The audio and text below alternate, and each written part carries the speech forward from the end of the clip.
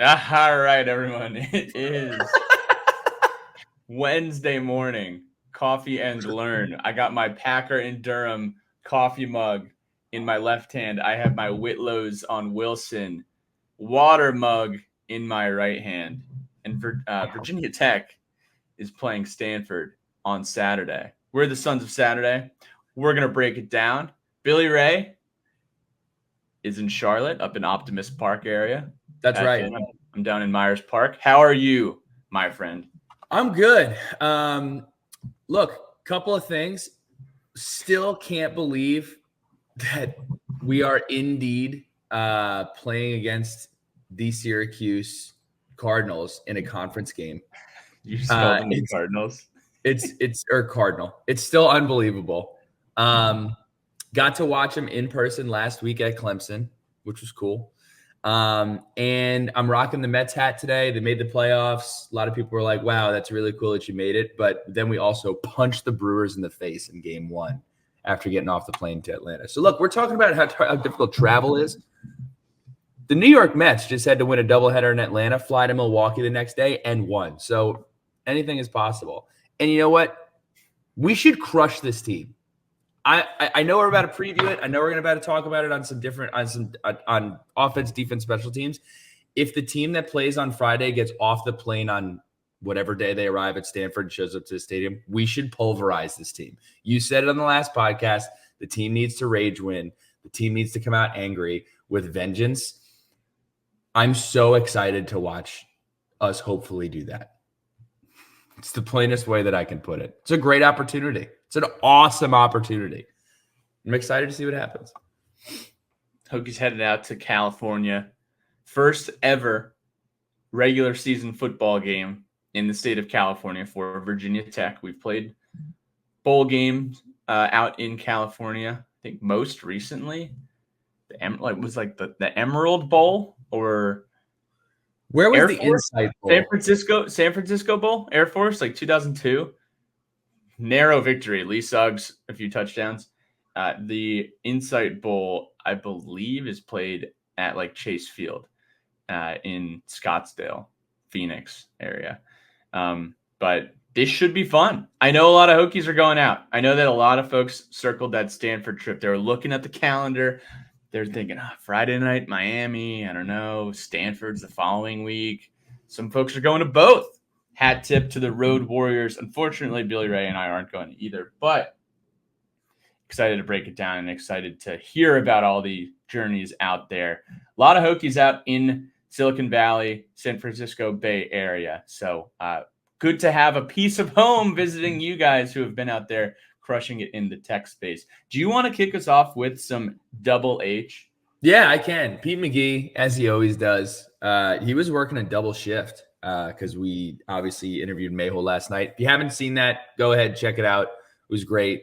Really enjoyed chatting with him about just the future of Virginia Tech, both athletics and academics and as a university, and also talking about the Miami game. We're not going to talk about the Miami game anymore. It's over. It's done.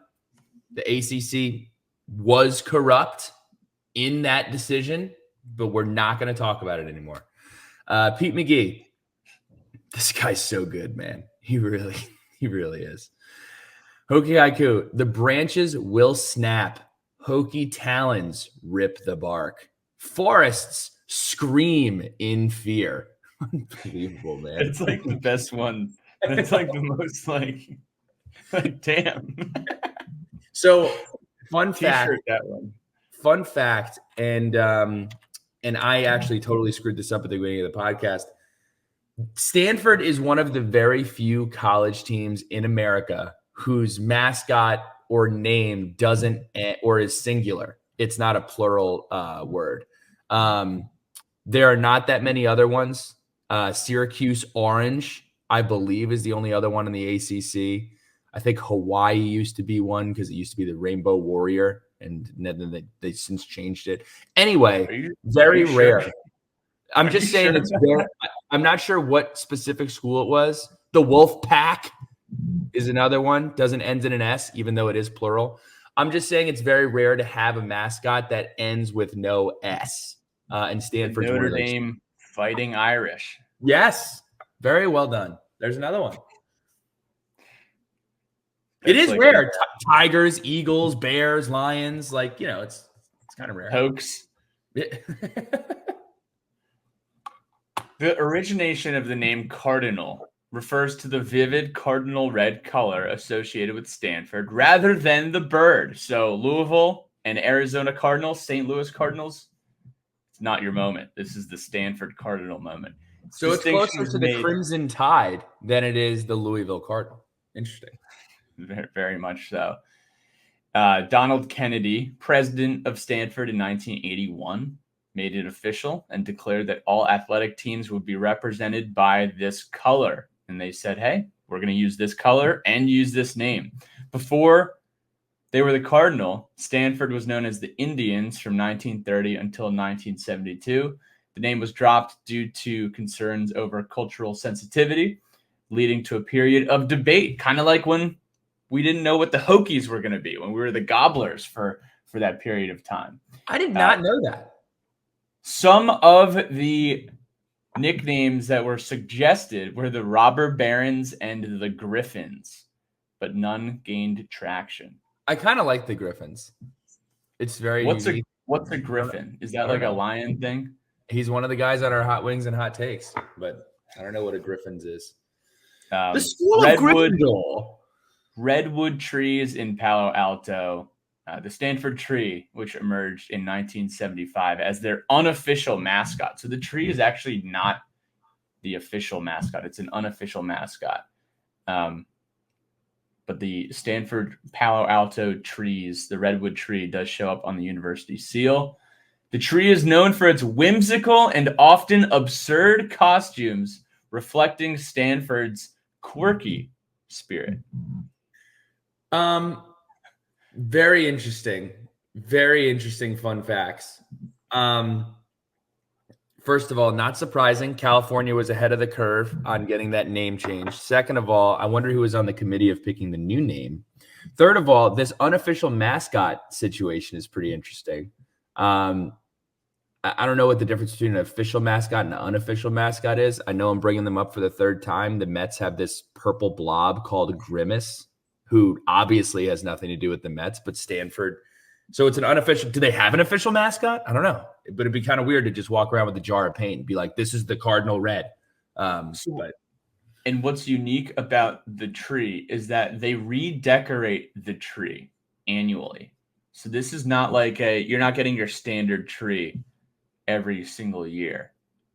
They do costume redesign annually, and there's a selection process for who embodies the tree as far as what the sense of community and tradition among the students and alumni are. It's very unique. Shout out to Stanford, the quirkiness, the creativity. Excited to see our creativity offensively, hopefully on the field on Saturday. But we do have some more Stanford fun facts, okay? By the way, Pat, honestly, we didn't know how this was going to go. We never record in the morning. I'm biased. I think we're being kind of funny and kind of goofy. We're having our coffee. I mean, this is I'm having fun doing the preview. Me too. So we're going to talk some more Stanford fun facts. 335 Olympic gold medals from Stanford. That's a lot. Pretty good. 62 golds, 93 silver, 80 bronze, and the medals have been won by 196 different Stanford medalists throughout Olympic history. In Paris in 2024, Stanford athletes won 39 medals, including 12 gold. Stanford was founded in 1885. So we got that. We got 13 years on you guys by Leland Stanford. It was our birthday yesterday, by the way.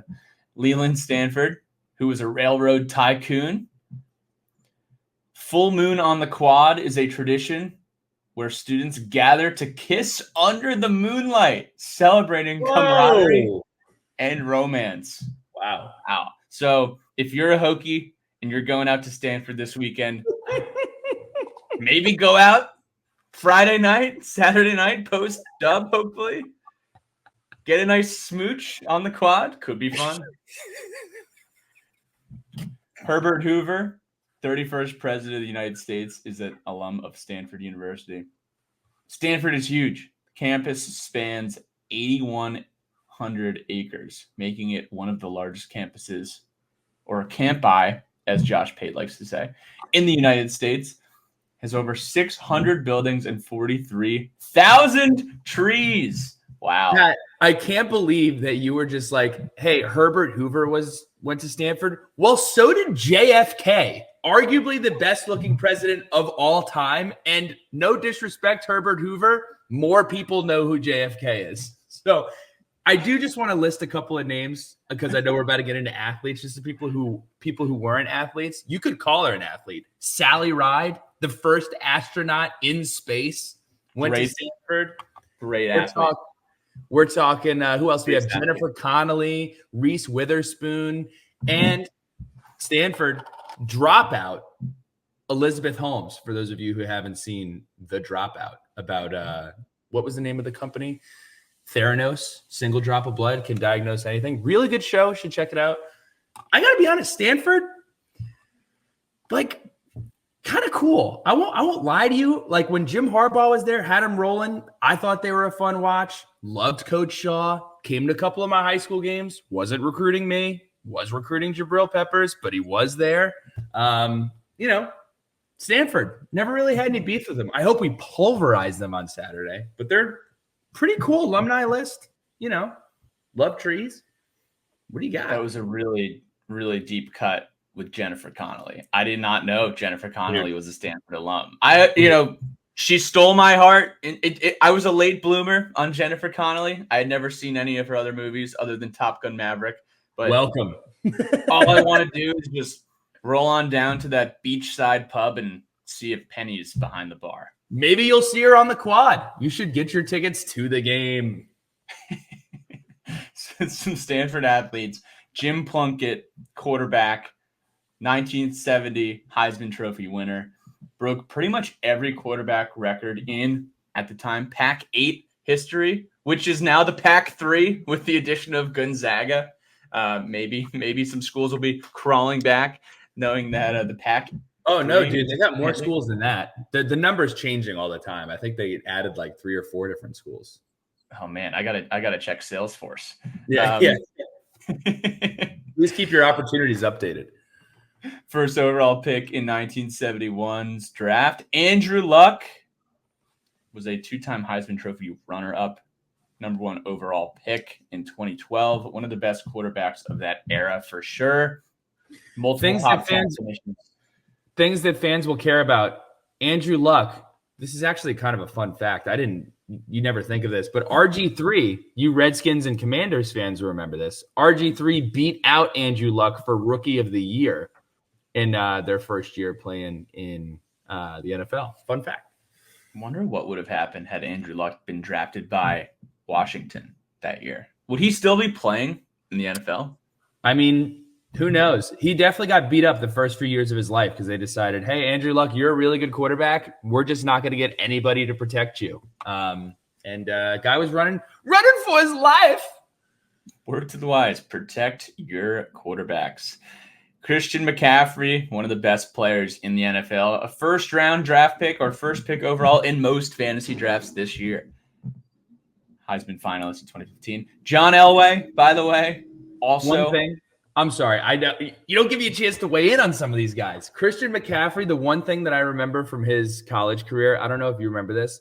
It was after one of his biggest performances, and he was getting interviewed by ESPN, and there was this weird Stanford fan. Honestly, it might have been his dad. And he was staring off into the distance and speaking over him and reading his accomplishments, to make the case for him to win the Stanford. I got to dig up this video, but it was like, Christian, you just played a great game. How does it feel? And the guy was like, 5,000 all-purpose yards, 37 touchdowns. Just dude, this is a little culty. Didn't win the Heisman. Great player. Yeah, consensus All-American, Pac-12 Offensive Player of the Year. 3,864 all-purpose yards in one season. That's a lot. This is hilarious. This is in the notes. Dominant performances in their big game rivalry against Cal. As a footnote. Okay. Obviously, he dominated everyone. John Elway broke all of Jim Plunkett's records when it turned into the Pac-10 Player of the Year twice. Second in Heisman voting. Lot of Stanford folks get invited to the Heisman ceremony over the years. First overall pick in 1983. Some other names. We're not going to list the accolades. You guys remember Toby Gerhart? Billy Ray? I'm sorry. I just had to show this to you. This is literally, because you're probably not believing me. This is him. This is the guy in the interview on the right, on the left. It was unbelievable. He was screaming over Christian McCaffrey during the interview. It was unbelievable. I'll have to send it to you. That rocks. We'll put it in the show notes. Remember Toby Gerhart, number 7? Beast. Absolute beast. I don't even remember. I can't even remember him being in the league, but I do remember, like, it's so interesting with California football, man. Like, outside of USC, like, you'll kind of just be on College game day and they'll be like, all right, let's talk about LSU, Clemson, and all of, like, the places that care about football. And then at the end of the show, they'll be like, hey, like, there's this quarterback that plays for Cal who's unbelievable. His name's Aaron Rodgers. Just a heads up, just a footnote. Like, if you're out west, you have to be so good to get some attention. So if you are, you're an elite player. What is Toby Gerhart doing now? I just Googled it. He works for sales for Assurian, an insurance company in Nashville. He got his MBA in 2020 from Stanford. Stanford Athletics, Hall of Famer. He was with the Vikings for a little bit. He is with Jacksonville for a little bit as well. I bet he is crushing it in his next stage of his career. And then we have, from that Orange Bowl team in 2011, Kobe Fleener, Owen Marisic, who played both ways, Shane Scove, who is Shane Scove. Wow. Remember him? Yeah. Tiger Woods. Tiger Woods on that Orange Bowl team. Yeah. Tiger Woods is another notable Stanford athlete, I should mention. If we were doing notable Stanford athletes, we would be here for the next 45 minutes. Have you and I specifically previewed a school that has had more notable alumni than Stanford?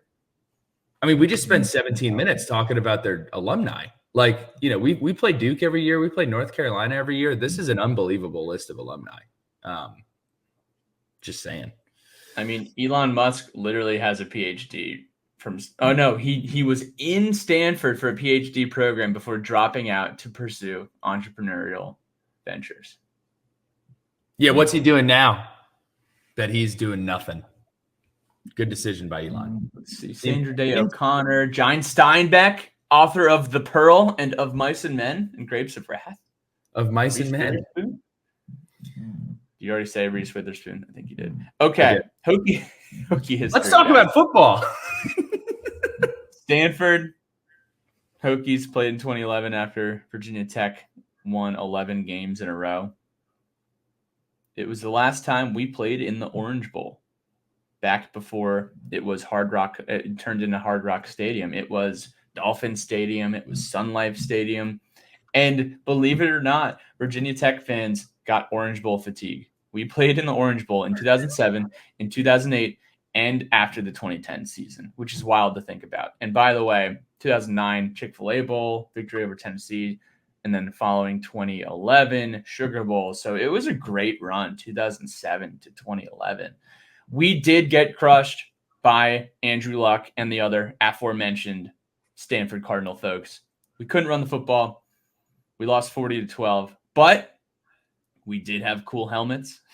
And Tyrod Taylor did have one of the most epic plays in his final game as a Virginia Tech Hokie. Gets rushed out of the pocket, rolls to his left, does a spin move, stays in bounds, throws a dart over, targeted for Jared Boykin. David Wilson, Superman, comes flying in and takes it from Jared Boykin, gets his foot in, and all this was right in front of Jim Harbaugh on the sideline, who's freaking out. He's like, Tyrod, you are out of control. That was really cool. It's so funny because my experience watching this game, where I was like, Virginia Tech was one of like the handful of schools that I really liked. And my pops and I, we obviously were watching the Orange Bowl. I can't even remember how old I was. It must have been in high school. It must have been like a freshman or sophomore in high school. And that play happened. And all week, my pops started talking about it. We're like, dude, we love Tyrod Taylor. You know, Gonna watch him. Andrew Luck, he's really good. Jim Harbaugh, guy in khakis. Frank Beamer, gonna be a great game. And I remember vividly, like that play happened, and my pops just on the couch, white t-shirt, big glass of iced tea. He's like, this game is gonna be awesome. It was not. Virginia Tech does end up losing the game 40-14. What's crazy, Pat, is you would think, and you look at the score, wow, Andrew Luck must have thrown for 40 or 50 times, similar to Aaron Rodgers in that Insight Bowl back in early 2000. You know, he was 18 of 23, really effective, 287 yards. But, you know, nothing crazy. However, his QBR was a 94. And if you look at the drive play-by-play, you wouldn't expect this to be the score of the game. First couple drives, punt, turnover on downs, punt, rushing touchdown, punt, safety. Like, you kind of expect this to be kind of a defensive struggle fest. It was not. But anyway, we talked about this in the last podcast. We put Tyrod into Hall of Fame against Rutgers. He came out, was looking great. We weren't able to bring the W home. So we labeled the Rutgers game the Make Metallica Proud game. We lost. We labeled the Miami game the show up and show out game. We did that. Didn't win the game, but we showed up and we showed out and we looked the way that we thought we were going to look. So this is the Tyrod revenge game. We're going to Stanford. He's probably not going to be able to make it. He's got a job. He's a little busy. Weren't able to win his enshrinement, but we will be able to get one back against the Stanford Cardinal. And that starts on Saturday. That game, I just remember two things. Three things. Andrew Luck was awesome. I think we dropped a pick six. This was right before halftime, right after halftime. The game was still close. A gift in Jaron Hosley's hands and nothing but clean Florida air. Mm-hmm. And it was dropped. And that could have been a difference in the game. Who knows? We did get blown out. The gas had left the tank at halftime. School was 13-12 at halftime, and then Stanford scored 27 unanswered points to cruise to that victory. So, got to tip my cap though, man. Jim Harbaugh, what he did at Stanford was, I don't think it's talked about enough because Jim Harbaugh is forever going to be remembered as the guy who won a national championship at Michigan, in my opinion, Michigan man. But his ability to not only go to Stanford and turn them into what Stanford was. I know they had a proud history, but some incredible years in that BCS era. And not only did he do that, he set up an infrastructure that allowed Coach Shaw, who was there for seemingly forever, to be so successful and build off of that success. So really wanted to say Jim Harbaugh, incredible job at Stanford. It's a hard place to win. He made Stanford cool. I remember when they went in, I think they went into the Coliseum and beat number one USC. Richard Sherman. Yeah. Playing both sides of the ball. Unbelievable. Wow. We didn't even talk about Richard Sherman. Wow. Single digits in college, I believe. A lot of good talent there. Remember Pritchard was their quarterback. All right. Let's talk about some storylines for this game. First of all, we would be remiss if we didn't share just one silly Sons of Saturday classic. But this is us out in Lake Tahoe in February, I think this was. We skied at Heavenly on South Lake. Had an unbelievable weekend. Caught some snow, enjoyed the vibes, and really celebrated and broke in our new ACC friends. It was cool to be in California and say, hey, listen, this is us. We're not going to Dallas. We're going to Lake Tahoe. We're going to acknowledge our friends Stanford and Cal and welcoming them into the ACC. That is us making the ACC with our hands. Thought we did a pretty good job. Pretty funny, in my opinion. Stanford is 2-2. Their losses are to Clemson, which Billy Ray saw on Saturday night in person, 41-14. They also lost to TCU in week 1.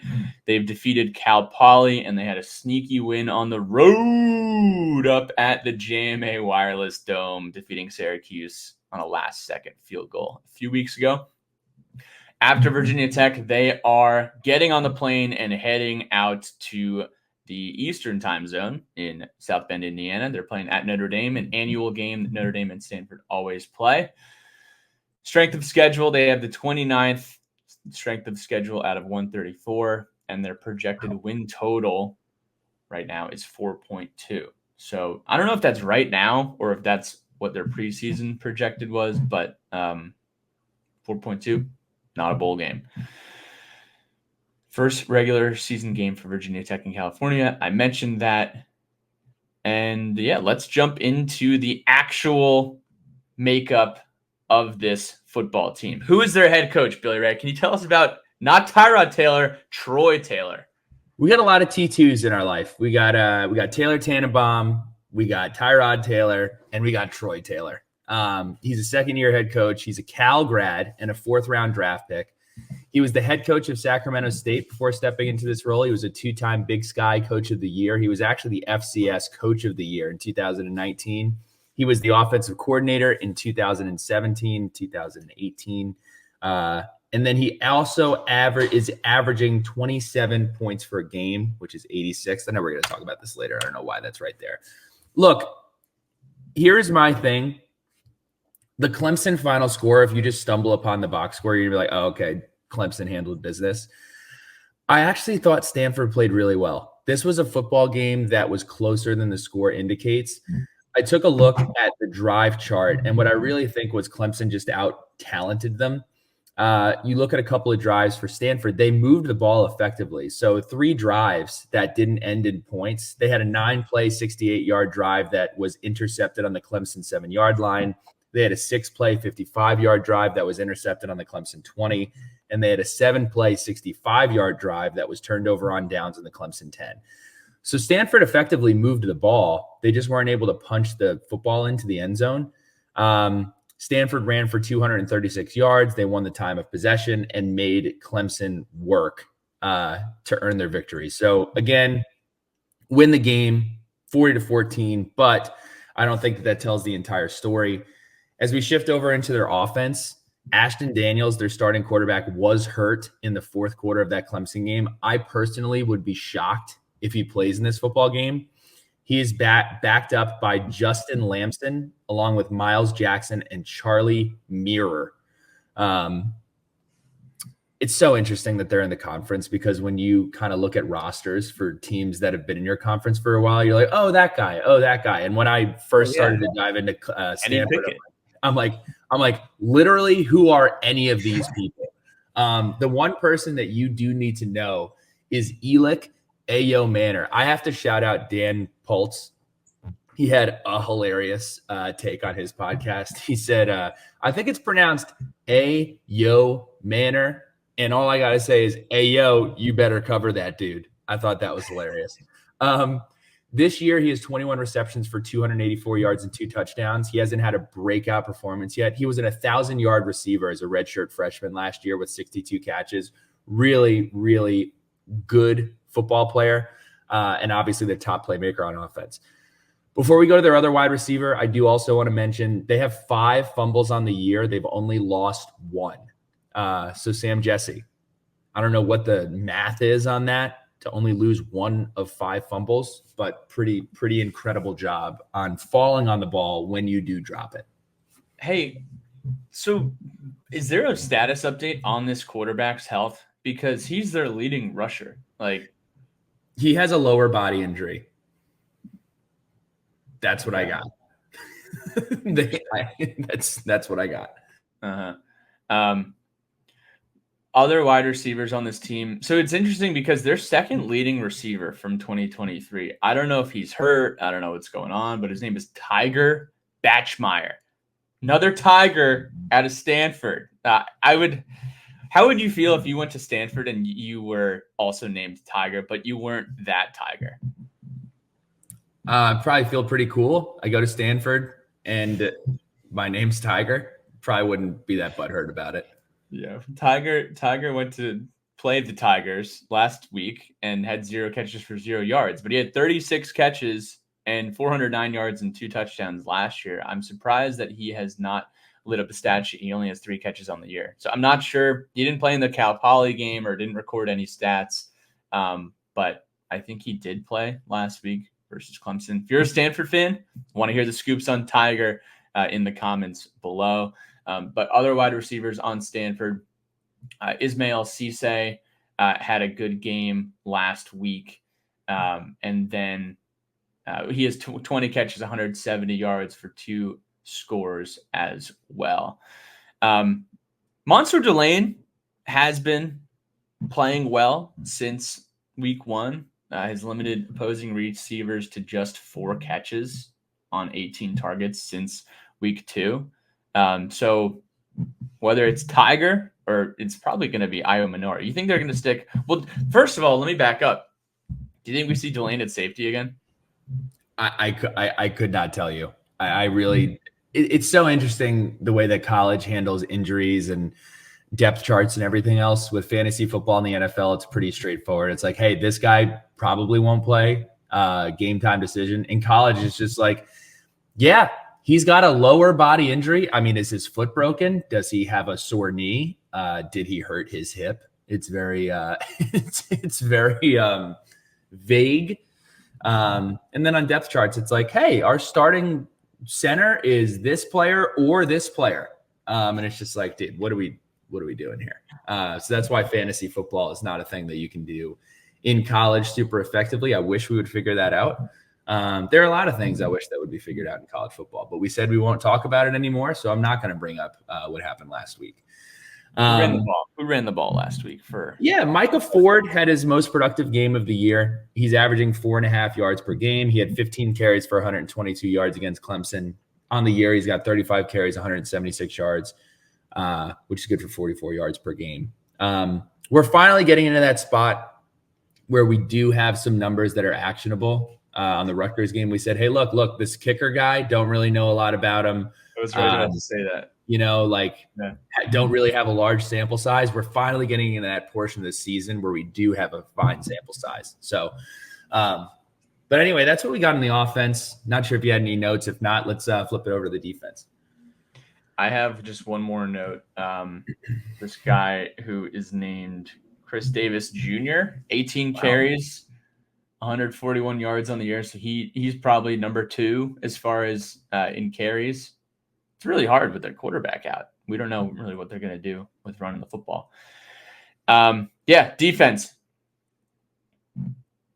I do have numbers from last year just because they were very, very bad last year. They allowed 0.21 expected points per play. I think it's EPA, expected points added per play. Sam Jesse, we need your help with these advanced analytics. That was the worst mark of any school in the country last year. And among the Power 5, they had the lowest overall defensive grade, the worst run defense grade, and tied for the lowest pass rush grade as well. Yeah. This year, they do have a new defensive coordinator. His name is Bobby April III, and he has the defense running a 4-2-5. They are susceptible against the pass. TCU's quarterback threw for over 350 yards in week 1. You watched it last week. Cade Klubnik threw for 4 touchdowns. He also did have a very incredible full-on traffic cop on his running TV touchdown where he totally carved up Stanford's defense. This is an awesome play as well. Tristan Sinclair is their linebacker, 6th-year senior. I feel like we got a lot of seniors on this team, got a lot of graduate seniors or grad students on this team.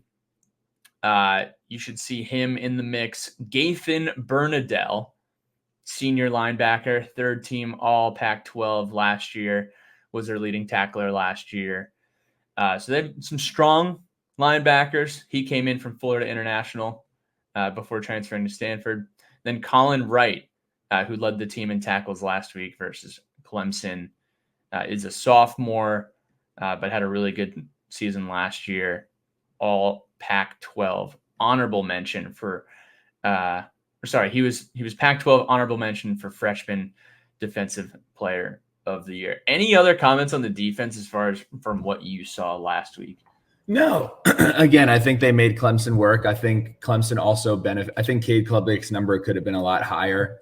There was a lot of pass interference going on, just taking shots down the field. So they did move the ball pretty effectively that way. I'll tell you what.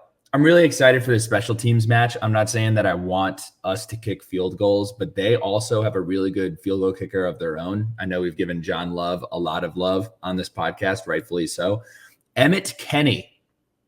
8 of 8 on field goals, 2 of 2 from 40 and 49, and he's 1 of 1 of 50 plus. He had a 51-yarder. So fun kicking battle here. Not really sure what the altitude is in Stanford. Virginia Tech hasn't kicked a lot of field goals in the Pacific Standard Time Zone. So interested to see how John Love and his foot handles this West Coast air. Tiger Batchmeyer did house a punt against Cal Poly, 90 yards. So Cal Poly. He is showing up on the stat sheet, just not on the receiving yard stat sheet to this point in the season, which was tied for the second longest in Stanford history. So Tiger says, hey, move over, Tiger Woods. I'm doing it on this green grass. Keys to the game. What do you have? Look, just show up the football team that you were in Miami Gardens on Friday and handle business. I mean, this is a great, I don't want to call it a get right opportunity, but I think that we should see a motivated Virginia Tech team playing against a team we are way more talented than, and an opportunity to feel a whole lot better going into a bye week. Tech Sideline was talking about this on their podcast. Thank goodness we're not on a bye week right now. I would hate to have this taste in our mouth for 2 weeks. And, looking at Stanford as an opportunity to do a little mouthwash, a little brush the teeth, take a shower, take a bath, and just have an awesome time. I'm really excited for these West Coast Hokies. I know there are a bunch of them out there. Used to be one. And I was, dude. Don't for half of a year, dude. Don't you did not pay taxes in the state of California. You cannot. You're right. Who wants to do that? Not me. So got to tip my cap to all of those West Coast Hokies and East Coast Hokies that are making the trip. So it's exciting.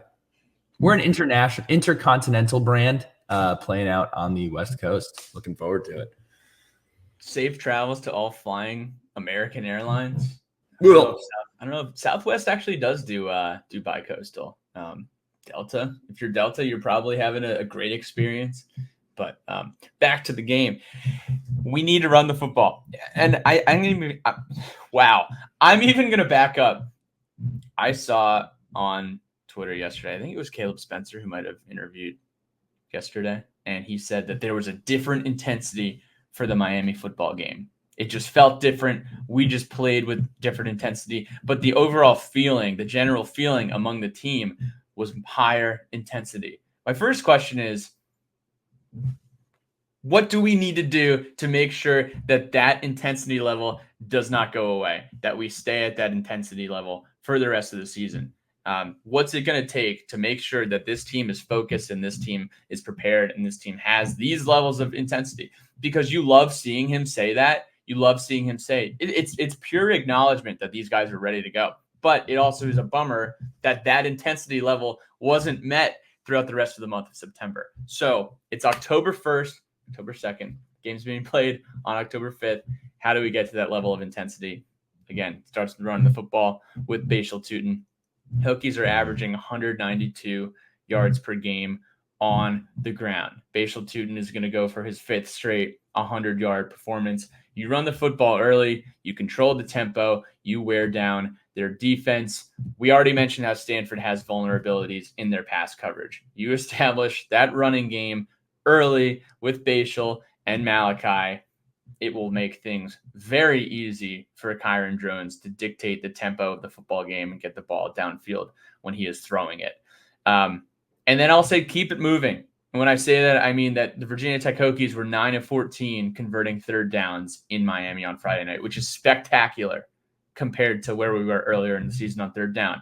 It's huge to keep that intensity up, keep that momentum going, keeping that focus as well. So those are my 2 keys to the game. What else do we have going on in the conference this weekend?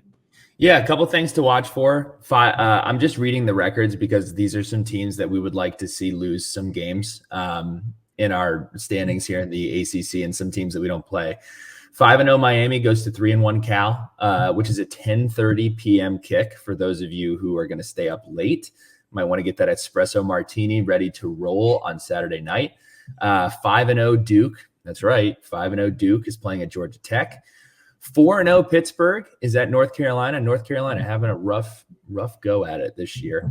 And then the game of the week, in my opinion, in the ACC. Can't wait to watch this. Might be a little surprised, but 4-1 SMU is going to 3-1 Louisville. SMU has been just rolling as of late, and then Louisville dropped their first game to Notre Dame last week in South Bend, Indiana. A game they really could have won. A lot of turnovers, a lot of mistakes, a lot of missed opportunities, but that's what's going on in the ACC. Root against teams that are good, because we need these ACC standings to be a little bit of a massacre, because we got some ground to make up. But I mean, I'm going to zag you. How about we just worry about ourselves and win football games? Because if we don't do that, then I hate that you just matter.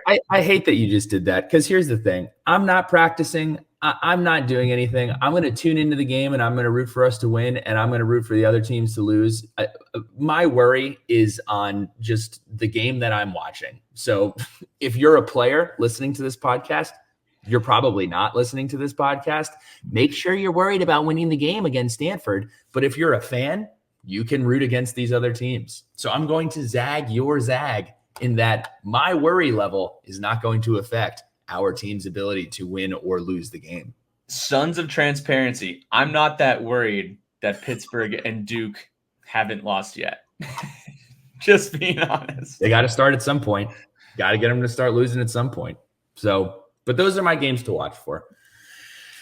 Benny's lines. This is obviously not this week. There are no Bennies in California, unfortunately. Maybe we should have asked Mayhole about this last night. There's a cross-continental expansion plan, but we missed opportunity by us. We will be better. We must be better. We will be better. But make sure that you get your game day pins anytime the Hokies are playing in Blacksburg, and you'll get $1 off of your slice at Benny Marzano's, not at the stadium. The line opened up at 6.5. It's now up to 9.5. I did get in at 6.5. So that is where my card is, and the over-under sits at 49.5. As far as Grant Watson over-unders go, and we just praised you last week, so we're looking for 2 weeks in a row of unbelievable lines. You do a great job every single week. Last week was just a standout. So let's run through these. Tootin rushing yards, over 99.5. Let's go on 3. 1, 2, 3, over. He does it every week. Yeah. Looking forward to it. So that will be interesting. Drones passing yards, 214.5. This is interesting. That's a good number. This is interesting. I hope we can see Ollie Jennings play football on Saturday. Would love to see that. Would love to see Daquan Felton get involved. Gosnell brothers. That's that clean Bay Air, if that's what you want to call it. Look, I want this team to come out and play like they did against Miami. I'm tentatively gonna go over. Cautiously hitting the over here. Kyron Jones is due for a big night on the stat sheet. Yeah. Is it happening on the West Coast? Let's hope. But I'm also going to take the over here. Hokies points allowed. 20.5. I'm going to go under. Backup quarterback potentially. I think the defense, again, has played well for most of the year. I'm going to go under. Anything over 20.5 is a disappointment, in my opinion. I'm also going to take the under. Score predictions. I'm going 31-10. Pat, I completely agree with you. Anything over 20 points, I will be disappointed. I don't know if we win 70-20. I'm not at 21. I'm not going to be disappointed. I don't see that being the way that it pans out. But if we're winning this game, 28-20, I've heard a lot of people say this is going to be a one possession game. I really hope it isn't. I know we're getting on the plane.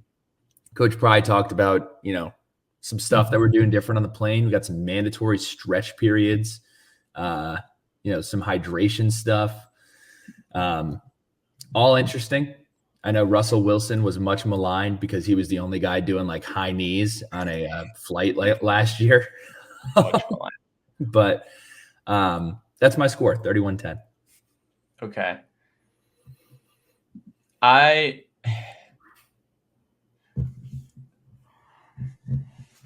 It's all right. I think Virginia Tech. I know.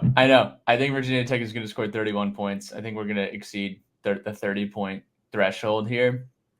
Give me Tech 31, Stanford 17. So that will hit the under. Yeah, it will. Letters from the lunch pail. Did we get any?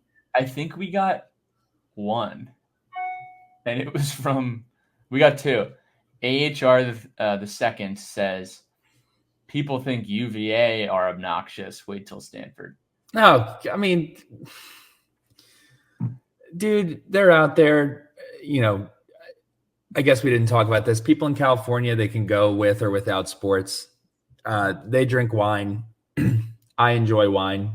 I don't really have a problem with wine. Cheese is good too. Like a lot of people are like, they're the wine and cheese crowd. I don't know, man. Wine and cheese, pretty good. Like both of them. All right, dude. I don't know why you're just incriminating yourself like this. Why would you? Who doesn't like wine or cheese? This is Mr. Billy Ray, Mr. Football Guy. I know your dad is listening to this and is just so disappointed in what. I don't think he is. I mean, he likes wine. He likes cheese. I mean, it's good stuff. It's not what I would have at a football game. Not at a football game. You can't. You got to add the additional context. You can't just. I got to be honest. Hey, I got to be honest. I think it's okay that you guys tailgate with that. It's not. It's okay to not love the wine and cheese crowd and the football crowd having a Venn diagram here. Like, it's okay to say that's not awesome. That's why we don't like UVA. That's why we don't like, hey, if this helps, Carolina. If you're starting to get it now because you hate Carolina. Yeah, I hate Carolina, but I'm just saying when in Rome, it's what they do out there. They could go with or without sports. I think it's going to be full of Virginia Tech fans. I think those Virginia Tech fans are probably planning on hitting some wineries. They'll probably drink Busch Light before the game or Miller Light before the game. So yes, I'll get with you on that side of the coin. But I definitely look. They're in the conference now. They're going to have to do a lot to reach the threshold of disdain that I have for a UVA or a UNC is all I'm saying. Unfortunately, we will not get out there and get to experience real life interactions with Stanford fans. So if you are going, please tell us about your interactions. We could either confirm or deny the claim made in the letters from the lunch pail. The other letter from the lunch pail was just why. This was submitted yesterday. I think our guy Kurt C17 is just still disappointed about that call on Friday night. And hey, we got to turn the page. We got to get a tally in the win column and throw that all behind us. But until toe meets leather on Saturday, I understand the question as well. So thank you, Kurt C17. Billy Ray, do we have any shout outs as we close the books on this Stanford preview? Where are you watching? TBD. I'm in Charlotte this weekend. It seems that everybody's leaving, unfortunately. But maybe Sycamore, somewhere downtown. Not sure. Or somewhere in South End. I don't know why I said downtown, but somewhere at a bar. Looking forward to it. What time is kick? What time is this game? Sycamore does not sound like a place to go watch a football game. What time is this game? 3:30 Eastern time. ACC Network. We got the Mark Herzlich special on. All right. I'm looking forward. He might be the only guy in the entire state with a mohawk, but I got to tell you, pretty good game times so far.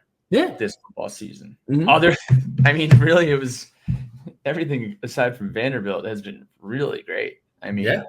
We went 11 a.m. Central, not good, and then who do we play after Vandy? Marshall. We don't have to debate it, but I didn't have a problem with the 11 a.m. Central, but we've talked about it. That's crazy. We've talked about it. 4:30 Marshall. Yeah. 6 p.m. Old Dominion. Mm-hmm. And then 3:30 Rutgers. And then Friday night. Like, these have been really good kickoff times. We might, knocking on wood here, we might not get a noon kickoff this year in ACC play. I don't know. We'll see. I mean, let's keep winning. Let's start winning, and then let's keep winning after that. I'm going to be in Dewey Beach running a 5K. Wow. For Breast Cancer Awareness Month up in Dewey. If you guys are going to be around Dewey, maybe Scott Van Pelt will be there. Maybe Stanford Steve. We'll see him at the starboard. Are you wearing pink? I think I might get a pink T-shirt. I'm not sure. So I just I'm all for the support. I'm all for the running. You did call out the wine and cheese crowd. You are running a 5K and wearing pink on College Football Saturday. Appreciate the mission, but some people will drink wine and eat cheese on Saturday. You will run a 5K in a pink shirt. So. No, I'm actually walking the 5K. Oh, that's worse. No, dude, I'm going for the social event. These are girlfriend activities that I'm fired up for. Okay, there we go. Also, let's be clear here: it will be over by noon. So okay. We'll watch the games at the Starboard. Sounds like an awesome Saturday. You're going to be watching at Sycamore, which is not a good place to watch football. So I'll watch it somewhere. I'll find somewhere down in South End. It'll be fun. That's a podcast. Beat Stanford, please. If I'm getting on here and press and record with anything but a dub, I'm going to be pretty upset. I think we all will. But go Hokies, go sports, go ACC, and join the Section 5 club. Enjoy the games.